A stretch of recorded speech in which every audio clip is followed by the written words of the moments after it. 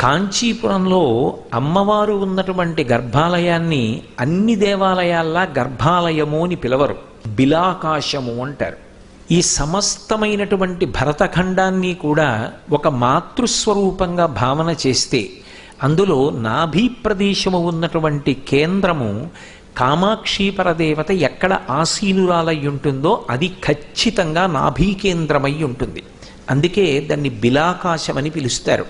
ఈ మధ్య కాలంలోనే జయేంద్ర సరస్వతి స్వామి వారు కామాక్షి పరదేవతకి అభిషేకం చేయడం కోసం బిలాకాశంలోకి వెళ్ళారు.